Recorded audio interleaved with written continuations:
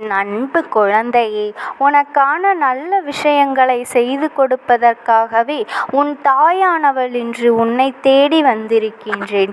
என் பிள்ளையே, இன்று நான் கூறுவதை நீ மிக கவனமாக கேட்க வேண்டும். ஏனென்றால் உனக்கு ஒரு முக்கியமான செய்தியை கூறத்தான் இன்று வந்திருக்கின்றேன். என் தங்கமே, உன் வாழ்க்கையில் வருகின்ற பிரச்சனைகளுக்கு காரணம் ஒரு பெண்.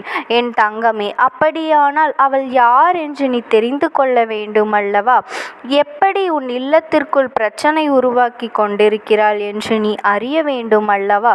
அவள் உன்னோடு இருந்து கொண்டே உனக்கு செய்கின்ற சூழ்ச்சிகளை நீ தெரிந்து கொள்ள வேண்டும் அல்லவா? அது மட்டும் அல்லாமல் அவள் யார் என்றும் அவளினுடைய பெயர் என்னவென்றும் அம்மா உனக்கு தெளிவாக சொல்லிவிட்டால் நீ நிச்சயமாக அவளுடைய புகைப்படம் என்னவென்பதை தெரிந்து கொள்வாய் அல்லவா? அதனால்தான் இப்பொழுது உனக்கு இதனை சொல்லிவிட வேண்டும் என்று உன் அம்மா நான் ஓடோடி வந்திருக்கின்றேன். என் தங்கமி, உன்னுடைய குடும்பத்திற்குள் கலகத்தை மூட்டுவது எப்படி என்று இவளை தவிர வேறு யாரும் அறிந்திருக்கவில்லை. ஏனென்றால் உன் குடும்பத்தில் இருக்கின்ற ஒவ்வொரு உணர்வுகள் என்னவென்பதை நன்கு அறிந்து வைத்திருக்கிறாள். யாரிடம் எப்படி பேசினால் எந்தெந்த விஷயத்தை தெரிந்து கொள்ளலாம், யாரிடம் எப்படி பேசினால் எந்தெந்த விஷயத்தை தெரிந்து கொள்ளலாம், யார் யார் எப்படிப்பட்ட குணங்களை உடையவர்கள், யாரிடம் என்ன சொன்னால் நம்மீது இரக்கப்படுவார்கள், யாரிடம் எப்படி பேசினால் நம்முடைய விஷயங்களை எல்லாம் தெரிந்து கொள்வார்கள் என்பதனை நன்கு புரிந்து வைத்தவள். அதனால் நன்கு சுலபமாக உன்னுடைய குடும்பத்திலிருந்து ஒருவரிடம் இருந்து நல்ல உதவியை பெற்று கொண்டிருக்கிறாய். ஆனால் அந்த உதவியை அவள் பெற்றது உனக்கு தெரியாத அளவிற்கு அவள் நடந்து கொண்டிருக்கின்றாள். என் தங்கமே, குடும்பத்தில் இருக்கின்ற மற்றவர்கள் யாருமே இதனை அறிந்திருக்கவில்லை.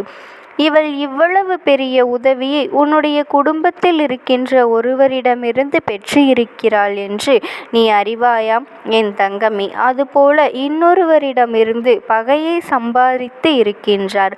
அவர்களை கண்டாலே இவளுக்கு ஆவதில்லை. எந்நேரமும் அவளை பற்றியே வெளியில் உள்ள விஷயங்களை சொல்லி கொண்டிருப்பது மற்றுமே இவள் வேலையாக இருந்து கொண்டிருக்கின்றது. நல்ல பிள்ளை போல இன்னொருவரிடம் பேசுவது, உன்னை விட்டால் ஆளில்லை என்பது போல பழகுவது என்பதும், அவர்களிடமிருந்து உதவியை பெற்றுக்கொள்வதும், அது மட்டுமல்லாமல் உதவியினை பெற்றுக்கொண்டவரிடமிருந்தே அவரை பற்றி மற்றவர்களிடம் குறை சொல்வதும் இதுதான் அவளுடைய வேலை. அது மட்டும் அல்லாமல் ஒரு விஷயத்தை பேச தொடங்கினால், பிரச்சனைகளை பற்றி பேச ஆரம்பித்து விட்டால் எங்கிருந்தாலும் உடனடியாக ஓடி வந்து உன் இல்லத்தில் இருக்கின்ற சுவற்றில் காதை வைத்து கொள்கின்றாள். உடனே என்ன நடக்கிறது என்பதனை தெரிந்து கொண்டு அதை அவளுடைய குடும்பத்தில் இருக்கின்ற எல்லோருக்கும் சொல்ல வேண்டும் என்றும், என்ன பிரச்சனை நடக்கிறது என்பதை எல்லோரும் தெரிந்து கொள்ள வேண்டும் என்றும் மிகுந்த ஆவலோடு இருக்கின்றாள். அவளினுடைய எண்ணங்கள் எல்லாமே உன்னுடைய குடும்பத்தை அழிப்பது மட்டும்தான். உன்னுடைய குடும்பத்தில் ஒற்றுமை இல்லாமல் இருக்க வேண்டும். ஒற்றுமை இல்லாமல் நீ உன்னுடைய உடன் பிறந்தவர்கள் எல்லோரும் தனித்தனியாக செல்ல வேண்டும். யாருக்கும் யாரை பற்றியும் நல்ல எண்ணங்கள் இருக்கக்கூடாது. ஆனால் அவளினுடைய குழந்தைகள் சந்தோஷமாக இருக்க வேண்டும். அவள் பிள்ளைகள் வாழ்க்கையில் சீரும் செழிப்புமாக வாழ வேண்டும் என்ற எண்ணம் மட்டும் அவளுக்குள் இருந்து கொண்டிருக்கின்றது. அதுபோல அவளினுடைய உடன் பிறந்தவர்கள் எல்லாம் நன்றாக இருக்க வேண்டும். அவர்கள் பிள்ளைகள் நன்றாக இருக்க வேண்டும். ஆனால் அவளுக்கு உதவிகளை செய்த உன்னுடைய குடும்பம் மற்றும் நன்றாக இருந்துவிடக் கூடாது என்றுதான் அவள் மனமுழுக்க வஞ்சகத்தை வைத்து கொண்டு உன் இல்லத்திற்கு வந்து கொண்டு சென்றிருக்கிறாள். என் தங்கமே, அவள் யார் என்று நான் சொல்கின்ற இந்த அத்தனை அடையாளங்களை வைத்துமே நீ புரிந்து கொண்டிருப்பாய். இது போன்ற எண்ணங்களோடு உன் குடும்பத்திற்கு வந்து கொண்டிருப்பது யார் என்று நீ தெரிந்து கொள்ள வேண்டும். உன் இல்லத்திற்கு பின்னால் இருக்கின்ற ஒரு வீடு, என் குழந்தை பின்னால் இருக்கின்ற அந்த வீட்டிலிருந்து அவள் எப்பொழுதுமே உன்னுடைய இல்லத்தில் நடக்கின்ற விஷயங்களை தான் கேட்டுக்கொண்டிருக்கின்றாள். ஒன்று உன் இல்லத்திற்கு பின்னால் இருக்கின்ற வீடு, அல்லது உன்னுடைய இல்லத்தில் இருந்து வலப்பக்கம் இருக்கின்ற வீடு. இவை இரண்டில் ஒரு வீட்டில் இருப்பவர்தான் நான் சொல்கின்ற இந்த அடையாளத்தை கொண்டவர். என் தங்கமே, அவர் வேறு யாரும் கிடையாது, உன்னுடைய அப்பாவின் உடன் பிறந்தவர்களுடைய ஒரு குழந்தை. அவர்கள் என்னுடைய மற்றவர் குழந்தைகளோடு சேர்ந்துதான் உனக்கு இது போன்ற செயல்களை செய்து கொண்டிருக்கிறார்கள். மனதிற்குள் எப்பொழுதுமே நல்ல எண்ணங்கள் கிடையவே கிடையாது. எந்நேரமும் உன் குடும்பத்தில் உள்ளவர்கள் வாழ்க்கையில் அழிந்து விடுவார்களா, ஏதேனும் சண்டை சச்சரவுகள் வந்துவிடுமா பார்க்கலாம் என்றுதான் கங்கணம் கட்டிக்கொண்டு திரும்ப திரும்ப உன்னுடைய இல்லத்தையே சுற்றி வந்து கொண்டிருக்கின்றார்கள். இதற்கு ஒரு காரணம் இருக்கின்றது. குடும்ப ஒற்றுமைகள் கலைந்து போனால், உன் குடும்பத்தில் உள்ளவர்கள் எல்லோரும் வேறு வேறு திசைக்கு சென்று விட்டால் உங்களினுடைய சொத்துக்களை அவள் அனுபவிக்கலாம் என்று நினைத்து கொண்டிருக்கின்றார்கள். என் தங்கமே, அவளின் எண்ணம் என்னவென்பதை நான் சொல்லிவிட்டேன். அங்கே அவள் என்ன செய்து கொண்டிருக்கிறார் என்பதை நீ தெரிந்து கொள்ள வேண்டும். இதற்கு மேலும் நான் உனக்கு ஒன்றும் தெரிவிக்க விரும்பவில்லை. ஏனென்றால் என் குழந்தை அத்தனை அப்பட்டமாக ஒருவரை பற்றி நான் சொல்ல முடியாது. ஏனென்றால் நான் ஒருவரின் அடையாளத்தை சொல்லி இருக்கிறேன் என்றாலும் நீ அதிலிருந்து சுதாரித்து கொள்ள வேண்டும். கஷ்டங்கள் வருகிறது என்றால் அதை சமாளித்து நீ வெளியே வர வேண்டும். யார் என்று நான் வெளிப்படையாக சொன்ன பிறகு என் அம்மா சொல்லிவிட்டால் அது நீதான் என்று நீ அவளிடம் போய் மல்லுக்கட்டி நின்றுவிடக் கூடாது அல்லவா? அதற்காகத்தான் உனக்கு அம்மா இத்தனை அடையாளங்களை சொல்லிக் கொடுத்திருக்கின்றேன். என் குழந்தை கவனமாக பல அளவிற்கு எந்த ஒரு எதிர்பார்ப்பும் இல்லாமல் எந்த அளவிற்கு அவர்களிடத்தில் நீ இடைவெளி விட்டு பழக வேண்டுமோ அந்த அளவிற்கு தான் பழக வேண்டும். ஆறுதலை கொடுக்கிறார்கள் என்பதற்காக எல்லா விஷயங்களையும் அவர்களிடத்தில் கொட்டி தீர்த்துவிடக் கூடாது. சில நேரங்களில் உன்னுடைய வீட்டில் இருக்கின்ற உன்னுடைய குடும்பத்தில் இருக்கின்ற ரகசியங்களை கூட நீ வெளியில் சொல்லிவிடக்கூடாது. என் தங்கமே, உனக்கும் இருக்கின்ற சில ரகசியங்களை கூட இது போன்ற மனிதர்களிடம் நீ சொல்லிவிடுகின்றாய். இதனால் உன்னுடைய வாழ்க்கையில் அதன் பிறகு வரக்கூடிய பிரச்சனைகள் என்னவென்பதை நீ அறிந்திருக்கவே இல்லை. என் தங்கமே, உன்னுடைய துணையிடமே சென்று நீ இப்படி சொன்னாய் என்று சொல்லக்கூடிய அத்தனை கெட்ட புத்தி கொண்டவள் அந்த பெண். அவள் என் தங்கமே. இதனால் இவளிடமிருந்து எப்பொழுதுமே நீ சற்று விலகியே இரு. எந்த ஒரு வார்த்தைகளை பேசினாலும் சற்று கவனமாக இரு. குடும்பத்திற்குள் எப்பொழுதுமே உடன் பிறந்தவர்கள் ஒற்றுமையாக இருக்க வேண்டும். உங்களுக்குள் இருக்கின்ற வேற்றுமையை பயன்படுத்தி உள்ளே நுழைந்து கலகத்தை மூட்டிக் கொண்டிருக்கின்ற இது போன்றவர்களை ஒருபொழுதும் வாழ்க்கையில் நீ நுழையவிடக்கூடாது. இவர்களின் சிந்தனைகளை ஒருபோதும் நீ மெய்யென்று நிரூபித்து விடக்கூடாது. நாங்கள் உடன் பிறந்தவர்கள், எந்த ஒரு கஷ்டத்திலும் துணையாக நிற்போம் என்று மற்றவர்கள் முன்னிலையில் நின்று காட்ட வேண்டும். என் தங்கமி, ஒரு சிறு பிரச்சனை வந்தது என்பதற்காக உடன் பிறந்தவர்களுக்குள் பிரிவினை ஏற்பட்டு விடக்கூடாது. ஏனென்றால் இன்று உங்களுக்கு பிரச்சனைகளால் நீங்கள் பிரிந்திருக்கலாம். நாளை உங்களுக்குள் ஒரு கஷ்டம் என்ற ஒன்று வந்தால் வெளியிலிருந்து யாரும் வந்து உதவி செய்ய போவது கிடையாது. அன்று உனக்குள் பிரச்சனைகளை மூட்டி உடன் பிறந்தவர்களிடமிருந்து பிரித்தவர் கூட உனக்கு உதவி செய்ய வரப்போவது கிடையாது. நிச்சயமாக அப்பொழுது கூட மனது கேட்காமல் உன்னுடைய உடன் பிறந்தவர்கள்தான் உனக்கு உதவி செய்வார்கள் என்பதை நீ மறந்து விடாதே. நீயாக இருந்தாலும் நிச்சயமாக உடன் பிறந்தவர்கள் என்று ஒரு கஷ்டம் வரும்பொழுது ஓடிப்போய் நிற்கத்தான் செய்வாய். அதனால் இதையெல்லாம் மனதில் வைத்து கொண்டு மற்றவர்களினுடைய கலகத்தை மூட்டுகின்ற செயலுக்கு இணங்காமல் நீ உன்னுடைய குடும்பத்தில் பிரிவுகளை ஏற்படுத்தாமல் எப்பொழுதுமே ஒற்றுமையாக இருக்க வேண்டும். அவர்களின் எண்ணங்களை எல்லாம் பொய்யாக்கி உன்னுடைய குடும்பத்தில் இருக்கின்ற விஷயங்களை எல்லாம் நல்லபடியாக நீ நிலைநாட்ட வேண்டும். யாருமே உள்ளே வந்து எந்த ஒரு பிரச்சனையையும் உருவாக்கி விடக்கூடாது. இங்கே உன்னுடைய உடன் பிறந்தவர்களுக்கு பிடிக்காதவர்கள் உன்னிடம் வந்து அவர்களை பற்றி குறை சொல்லும்போது அப்படியா என்று கேட்டுக்கொண்டிருக்காமல் நீ பேசுவது என்னுடைய உடன் பிறந்தவர்களை பற்றி. இது போன்று இனிமேல் என்னிடம் பேசக்கூடாது என்று எச்சரிக்கை விட எடுக்க வேண்டுமே தவிர ஒருபொழுதும் ஆமாம் சாமி போட்டு அவர்களிடம் கதைகளை கேட்டு கொண்டிருக்காதே. அது மேலும் அவர்களுக்கு நீ உன்னுடைய உடன் பிறந்தவர்களை உன்னிடமிருந்து பிரிப்பதற்கான மிக முக்கியமான செயலாக எடுத்துக்கொள்வார்கள். உன்னுடைய உடன்பிறப்போடும் உனக்கு ஒற்றுமை இல்லை என்று அவர்கள் புரிந்து கொள்வார்கள். என் தங்கமே, வீட்டிற்குள் 1000 பிரச்சனை இருந்தாலும் வெளியில் வருபவர்களுக்கு ஒருபோதும் இதனை தெரிவுபடுத்த கூடாது. ஏனென்றால் அவர்கள் இதைத்தானே அவர்களுக்கு பகடைக்காயாக பயன்படுத்த நினைக்கின்றார்கள்.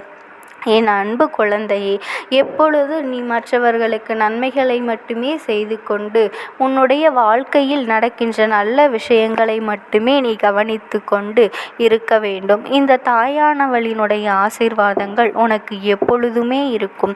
உனக்கு எப்பேற்பட்ட இக்கட்டான சூழ்நிலை வந்தாலும் என் நாமத்தை மட்டும் நீ மனதார உச்சரித்து கொண்டு இரு. உனக்காக எப்பேற்பட்ட நேரத்திலும் நான் உனக்கு துணையாக வந்து நிற்பேன். ஓம் சக்தி. ஓம் ஆதிபரா சக்தி. கேட்பதற்கு இதுவே உனக்கு கிடைக்கின்ற கடைசி வாய்ப்பாகவும் இருக்கலாம். அதனால் என் பிள்ளையே, இந்த வாய்ப்பினை நீ சரியாக பயன்படுத்தி கொண்டு அந்த ஆத்மா உன்னோடு என்ன பேச நினைக்கின்றது, அவர்கள் எதை உன்னிடத்தில் சொல்ல நினைக்கின்றார்கள், வெளிப்படுத்த முயற்சி செய்கின்றார்கள், எதனால் உன்னை தேடி வந்திருக்கின்றார்கள் என்பதனை எல்லாம் நீ தெரிந்து கொள்ள வேண்டும். என் தங்க பிள்ளையே, அவர்கள் எப்படி இந்த தெய்வத்தின் அருகில் வந்தார்கள் என்று நீ யோசிக்கலாம். என் தங்கமே, உன்னுடைய இல்லத்தில் சமீபத்தில் இறந்து போன ஒருவரினுடைய ஆத்மாவானது சில நாட்களாகவே உன் இல்லத்தை சுற்றி சுற்றி வருகின்றது. இந்த அம்மா அதனை கண்டுவிட்ட பிறகு, எதற்கு இங்கே சுற்றி கொண்டிருக்கின்றாய்? நீ இருக்க வேண்டிய இடத்தில்தானே இருக்க வேண்டும். என் பிள்ளையின் வீட்டில் உனக்கு என்ன வேலை என்று கேட்ட பொழுதுதான் அந்த ஆத்மா என்னிடத்தில் சொன்ன விஷயம், எனக்கும் என்னிடத்தில் இருக்க வேண்டும் என்றுதான் ஆசையாக இருக்கின்றது. ஆனால் சில விஷயங்கள் என்னை அங்கே செல்ல விடாமல் தடுத்து கொண்டு இருக்கின்றது. எனக்கு என்னுடைய குடும்பத்தில் இருக்கின்றவர்களிடம் பேசியாக வேண்டும். என் மனதில் தோன்றுகின்ற சில விஷயங்களை அவர்களிடத்தில் சொல்லிவிட்டால் நான் மனநிறைவோடு இங்கிருந்து சென்று விடுவேன்.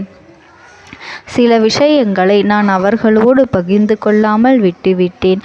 அதற்கு சரியான நேரம் இப்பொழுது வந்திருக்கின்றது. இப்பொழுதும் சொல்லாமல் நான் சென்று விட்டால் இனி காலம் முழுவதும் என்னால் அவர்களிடத்தில் சொல்லிவிட முடியாது. இதற்கு நீங்கள்தான் துணையாக நிற்க வேண்டும் அம்மா என்று என்னிடத்தில் வாய்ப்பினை ஏற்படுத்தி கொடுக்க வேண்டும் என்று கேட்டது. என் தங்க குழந்தையே, இப்படி இருக்கும் பொழுது அவர்களிடத்தில் சொல்லிவிட முடியாது. அந்த வாய்ப்பினை ஏற்படுத்தி கொடுத்து என் வீட்டில் உள்ளவர்களிடம் பேச வைக்க வேண்டும் என்று என்னிடத்தில் கோரிக்கை வைத்தது. என் தங்கமே, இப்படி மனதிலே எந்த கெட்ட எண்ணங்களும் இல்லாமல் உன் குடும்பத்திற்காக பேச வேண்டும் என்று கேட்ட ஆத்மாவிற்கு நான் அந்த வாய்ப்பு வழங்குவது தானே முறையாக இருக்கும். அதனால் இந்த அம்மா அந்த ஆத்மாவிற்கு அந்த வாய்ப்பினை கொடுக்க முடிவுகள் செய்து இப்பொழுது உன்னோடு பேசுவதற்காக வரவழைத்திருக்கின்றேன். என் பிள்ளையே, அந்த ஆத்மாவானது உன்னிடத்திலே என்ன பேசுகின்றார்கள் என்பதனை நான் என் மூலமாக உன்னிடத்தில் பேசி சொல்கின்றேன். இந்த அம்மாவிடத்திலிருந்து தான் அவர்கள் மனதில் பேச நினைப்பதை எல்லாம் பேச முடியும். என் தங்கமே, நேரடியாக ஒரு ஆத்மாவின் குரலை உன்னால் அத்தனை சுலபமாகவெல்லாம் கேட்டுவிட முடியாது. இந்த அம்மா அதற்காகத்தான் இன்று இந்த உதவியை செய்கின்றேன். என் குடும்பத்தில் இருக்கின்றவர்களிடம் பேச வந்திருக்கின்றேன். உங்கள் எல்லோரையும் நான் இனி காணவே முடியாது என்பதனை நான் உணர்ந்து கொண்டேன். என் வாழ்க்கையில் நிறைவாக இருந்து என்னால் உங்களுக்கு கஷ்டங்கள் வந்தாலும் உங்களால் எனக்கு எந்த கஷ்டங்களும் இதுநாள் வரையிலும் வந்தது கிடையாது. நான் நினைத்தது போல இந்த வாழ்க்கையை அத்தனை சந்தோஷமாக வாழ்ந்து கொண்டுதான் இருந்தேன். என் குடும்பத்தில் இருக்கின்றவர்களிடம் பேச வந்திருக்கின்றேன். உங்கள் எல்லோரையும் இனி நான் காணவே முடியாது என்பதனை நான் உணர்ந்து கொண்டேன். உங்களோடு இருந்த இந்த காலகட்டம் குறைவாக இருந்தாலும் நான் எனக்கு கிடைத்த சந்தோஷங்களும் மகிழ்ச்சியும் ஏராளமாக இருந்தது. அதனால் எனக்கு எந்த ஒரு கவலையும் இதுவரையில் இருந்ததே கிடையாது. நான் நினைத்தது போல இந்த வாழ்க்கையை நான் சந்தோஷமாகத்தான் வாழ்ந்து கொண்டு இருந்தேன். ஆனால் இவ்வளவு காலம் எனக்கு சீக்கிரமாக என்னுடைய ஆயுள் முடிந்துவிடும் என்று எனக்கு முன்பே தெரியாது. அது தெரிந்திருந்தால் நிச்சயமாக என் மனதில் இருக்கின்ற அத்தனை விஷயங்களையும் நான் உங்களிடத்தில் சொல்லியிருப்பேன். ஆனால் எல்லோரும் நினைப்பது போலத்தானே நானும் நினைத்திருந்தேன். எனக்கும் இந்த உலகத்தை விட்டு செல்ல வேண்டும் என்ற ஆசை கிடையாது. மற்றவர்கள் சொல்வது போல எதற்காக பிறந்தோம், நாம் ஏன் பிறந்தோம் என்று ஒரு நாளும் நான் நினைத்தது கிடையாது. வாழ வேண்டும் என்றுதான் ஆசைப்பட்டேன். என்னுடைய ஆசைகள் எல்லாம் நிராசையாகும்படி இந்த உலகத்தில் விட்டு செல்ல வேண்டிய காலகட்டம் கட்டாயம் வந்துவிட்டது. என்னுடைய கடமை இங்கே சரியாக முடிவதற்கு வந்துவிட்டது.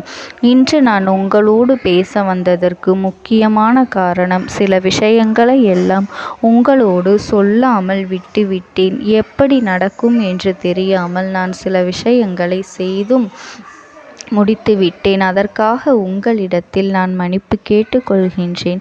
இதை உங்களிடத்தில் பகிர்ந்து கொள்ள வேண்டும் என்றுதான் இன்று நான் வந்திருக்கின்றேன்.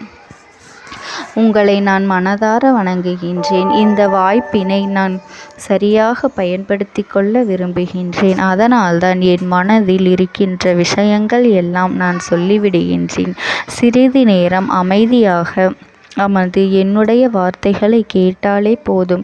என்னுடைய அன்பினை புரிந்து கொண்டு அதுவே எனக்கு போதும். நான் நிச்சயமாக இங்கிருந்து நல்லபடியாக சென்று விடுவேன். இன்று உங்களோடு பேச வந்ததற்கு ஒரு முக்கியமான காரணம், நான் சில விஷயங்களை சொல்லாமல் விட்டுவிட்டேன். இப்படி நடக்கும் என்று எனக்கு ஒரு நாளும் தெரியாமல் சில விஷயங்களை செய்துவிட்டேன். அதை உங்களிடத்தில் பகிர்ந்து கொள்ளத்தான் வந்திருக்கின்றேன். என் மனதில் நினைக்கின்ற விஷயம் என்ன தெரியுமா? நான் உங்களை நன்றாக பார்த்து கொள்ள வேண்டும். உங்களின் ஆசைகளை எல்லாம் நிறைவேற்றி கொடுக்க வேண்டும். உங்கள் வாழ்க்கையில் நடத்தி கொடுக்க முடியாமல் போனாலும் இனிமேல் அதையெல்லாம் நடத்தி கொடுக்க வேண்டும் என்று ஆசைப்பட்டு என்னால் ஆன முயற்சிகளை எல்லாமே செய்து கொண்டிருந்தேன். ஆனால் முழுமையான பலன்களை கொடுப்பதற்கு முன்பாகவே இது போன்று நடந்துவிட்டது. அதனால் நான் ஏதேனும் குற்றம் குறைகள் செய்திருந்தாலும், ஏதேனும் உங்களுக்கு மனதிற்குள் கஷ்டத்தை தந்திருந்தாலும் என்னை மன்னித்து விடுங்கள். நான் எப்பொழுதும் உங்கள் மீது உண்மையான அன்பினைத்தான் வைத்து கொண்டிருக்கின்றேன். நான் ஒரு நாளும் மனதில் ஒன்றும் வெளியில் ஒன்றுமாக ஒரு நாளும் நான் நடந்து கொண்டது இல்லை. அதனால் என்னவோ என்னுடைய குணங்கள் சிலருக்கு இங்கே பிடிப்பதே இல்லை. எதுவாக இருந்தாலும் என்னோடு இருக்கின்ற என் குடும்பத்திற்கு தெரியும் அல்லவா நான் யார், என்னுடைய அன்பு எப்படிப்பட்டது என்று. அதனால் என்னுடைய அன்பினை முழுமையாக உணர்ந்து கொள்ள வேண்டும் என்று அதனை இங்கிருந்து ஏற்றுக்கொள்ளவே முடியாத ஒரு விஷயமாகத்தான் இருந்தது.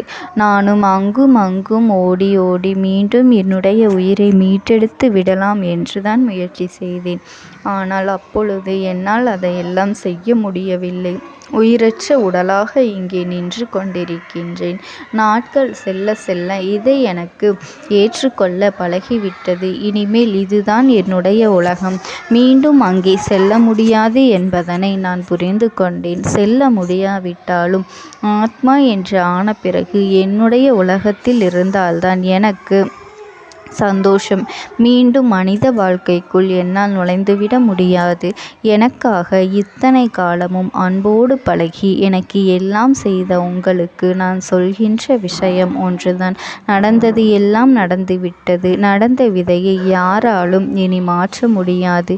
இனி நான் உங்களோடு இருக்க வேண்டும் என்று நினைத்தால் கூட அது நடக்காது.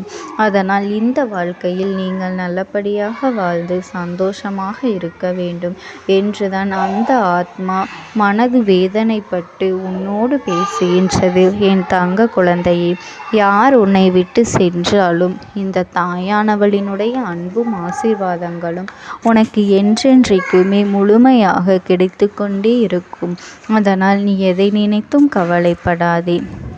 உனக்காக எப்பொழுதும் நான் இருந்து கொண்டே இருப்பேன்.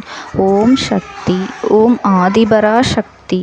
நீ விடுதலை கொடுக்க மாட்டாயா என்று என் பிள்ளை நீ என்னை பார்த்து கேட்கின்ற விஷயத்திற்குத்தான் நான் முடிவினை கட்டப் போகின்றேன்.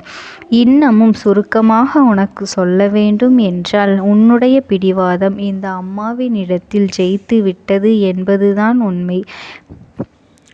என் குழந்தைக்கு எந்த ஒரு விஷயம் வேண்டும் என்று அடம்பிடித்து இத்தனை காலமும் நீ நின்று கொண்டிருந்தாயோ, அந்த ஒரு விஷயத்திலிருந்து உன் அம்மா நான் உனக்கு விடுதலையை கொடுக்க வேண்டும் என்று என் முன்னால் கதறி அழுதாயோ, அந்த விஷயத்தை இன்று உனக்கு நான் முடித்து வைக்கின்றேன்.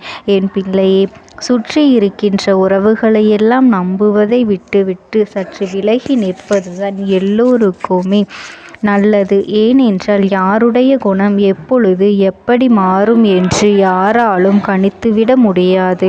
ஒருவரிடத்தில் நல்லபடியாக பேசிக்கொண்டு வந்திருப்பாயானால் அவர்கள் மனதிற்குள் என்ன இருக்கின்றது என்று உன்னால் ஒரு பொழுதும் தெரிந்து கொள்ள முடியாது. அவர்களுக்குள் 1000 விஷயங்கள் ஓடும்.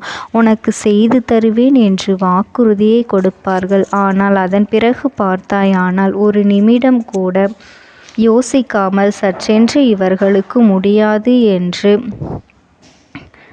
சொல்லிவிடுவார்கள். மனதிற்குள் அவர்கள் நினைப்பது, நீ சொல்வதை சொல்லிவிட்டு போ, நான் எதற்காக உனக்கு உதவி செய்ய வேண்டும் என்று எண்ணிக்கொண்டிருப்பார்கள்.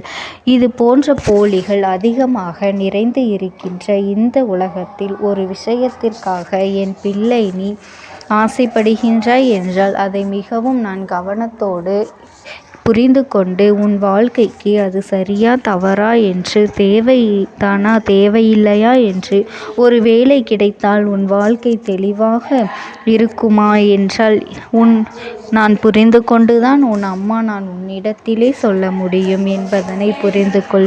உனக்கு எத்தனை கால தாமதங்கள் ஆகியது என்பதனை அதனை புரிந்து கொள்ள அதை உன்னிடத்தில் ஒப்படைக்க வந்ததற்கு காரணம், பல அதிசக்தி வாய்ந்த பூஜைகளாலும் தெய்வங்களை நீ தொடர்ந்து வணங்கி கொண்டிருப்பதாலும் மட்டும்தான் உன் வேண்டுதல்கள் உச்சத்தை தொட்டுவிட்டது. தெய்வத்தின் மனதை நீ தொட்டுவிட்டாய். இனிமேல் உன்னிடத்திலிருந்து தெய்வத்தினால் தப்பிக்க முடியாது. நிச்சயமாக இனிமேல் இதனை நீ கொடுத்துதான் ஆக வேண்டும்.